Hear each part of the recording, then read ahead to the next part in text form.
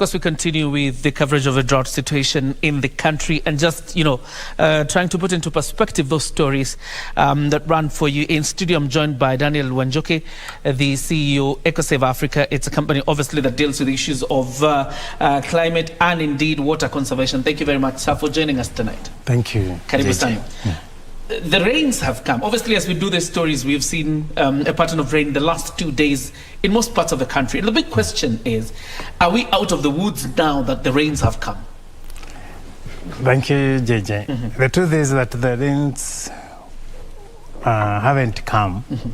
The rains, we have always had cloud cover in our part of the country. Is that we never converted that into rain. It's only that the conditions have changed a little bit, allowing for rainfall to fall. But you can even hear from the stories that it's not the heavy rain that we are used to. The truth is, we've missed 6 or 10 months of rainfall that would have come, and we're not going to get that. So it's actually not that the rains have delayed, and now they have come, that we are just catching the bus as it is leaving the stage.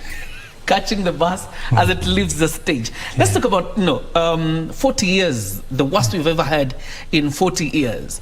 Probably from where you sit as a scientist and a stakeholder, how would you rate government response, particularly in terms of helping the ones that are affected by this drought? I would rate the government poorly in the way the response has been done, because it is like we got caught up by the campaign mood. We never noticed. In spite of us actually blessing the rains for not coming during the campaign period, because it would have made it more difficult for our contestants, our electoral, and the members of parliament, county government, who are trying to access deep parts of their constituencies. Okay, I appreciate that there was no rain. But now coming to this other part of when the government is in place, we actually did very poorly in terms of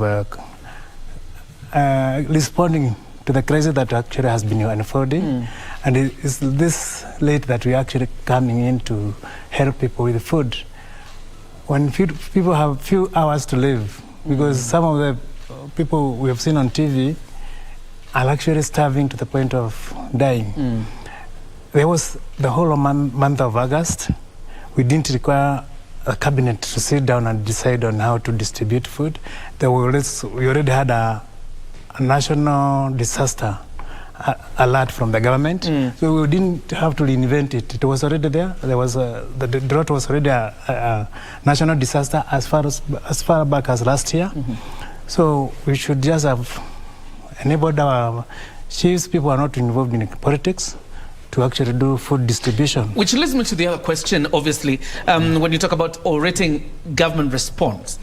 These warnings are always available, coming from you as scientists and the weather forecasters. Is it an indictment on our preparedness as a people? Is it an indictment on the preparedness of government in terms of responding to the unfolding situation that we are dealing with right now? It's true. The government, Foursquare, is fully to blame, because we have organizations, National Disaster Management Authority, the Meteorological Department, we have Red Cross, we have all this manner of organization that would have stepped in. Maybe the government was trying to organize itself into a formation for now what we are seeing, the cabinet flagging of food distribution. But we should not have lost lives, not just humans. We should not have lost livestock. We should not have lost wildlife, like we have done in the Amboseli and the Tsavo National Park, because of lack of response, late response. Yet, it's interesting that in Nyandarua here, I was there over the weekend, and the farmers were saying, oh, we have too much food. In fact, in their prayers, during the prayers on doing the function, they were praying that, may God send rain to other people. May God give food to other people who are starving, and they offered to even give their food free. With a government in place that cannot even just mobilize the movement of food. They didn't ask even for the money. Even if you are to buy, you just purchase at normal market rates and distribute it to Kajiado, to Marsabit. that should have happened. Aware that some parts of Nakuru has a bump-up harvest. Some parts of Laikipia, Nyahururu, where I come from, we are harvesting maize before it is matured because of theft from the farm. Because people are coming in, there's demand for mekohoro, the green maize, and the government should be uptaking that kind of food and taking it to where people are starving. So there is a strong indictment on our ability to put even resources together to save lives, and we have failed terribly on how to handle disasters like a drought, which is not an emergency. A drought is not an emergency because you have several months to know that the drought is coming. All right. And obviously, hopefully the government will work on it. But listening to the president, and particularly talking about drought and climate change, he appears to be well-sized about the confronting situation. But talking about climate change as a scientist, have we crossed the Rubicon? Are we almost? The bad news is that since 1990, every other year has been worse than the previous one. The climate trajectory has been growing. It's growing at a very almost exponential. Every other year is hotter than the previous one. Now we have reached a point where we have 3 years consecutively with no rain, or in some parts of the country. So we actually may be getting deeper and deeper into the crisis. It's not on climate change. It's actually a crisis that requires more than just rhetoric or talking in boardrooms. It requires, if our military could be mobilized to save lives, this is the moment you would do that. Provide food wherever it's possible. Move the little food that is there, because there's food in Trans Nzoia, in Kisirand. It doesn't matter whether it's a banana that runs on my plate. If I'm starving, that helps me get to see the other day, so that as the government prepares to do major projects for us, the 100 dams that they are considering, I may arrive there that moment to benefit. But someone who is now starving at the point of death doesn't want to hear those big, grandiose projects that may never find them arrive. All right.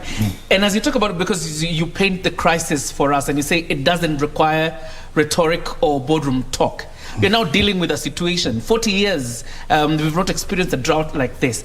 And one wonders then, what is the silver bullet? If we were to reverse the effects of what we are seeing, what is the silver bullet? The president talks about planting 100 trees, each and every individual. Is that it? The reason why I would say this is not... such a statement is very nice on T-shirts, but in the practical aspect, growing trees is not an easy thing. I'm in a committee, about 2 committees that do tree planting, and the last 1 year, we couldn't plant trees. There was no water. The first thing the president needs to look at is how to harness water with very cheap and inexpensive technologies that can provide water for growing trees. Because you won't get trees even if there were special forms of trees that will grow in this kind of weather. What we have gone through the last 6 months, it was very difficult to sustain any form of tree planting. The first thing the government should do is to do rain harvesting. And this rain harvesting is not a matter of putting up dams. Number one is to look for cheap methods of capturing our rainfall, our rooftop corrections, rainfall collected from our rooftops. And this is not by putting up concrete tanks. It's by simply mobilizing our National Youth Service to put together tarpaulin. These are canvas tanks. And it's cheap material like the BLC, the wire you use for when you're in construction, you use it as to hold the ground. These are big, it's like a wire mesh that you can actually just make a ring, and they put a material inside there which can hold the water. Once the water is there, you can now plan, if it's a school, they can use this water for the next 3 or so months for tree growing. Let the water be used first for cleaning. Your hand wash system should actually be attached to a tree growing somewhere. Okay. If you harvest rainwater, that water should count in terms of reducing your cost of purification of water for drinking. It's cheaper to filter water from the rainfall than it is to filter water from the borehole. Use those simple, basic science in water catchment, capture the water before we go to dams. The other thing is, don't just consider that the rivers must run their course.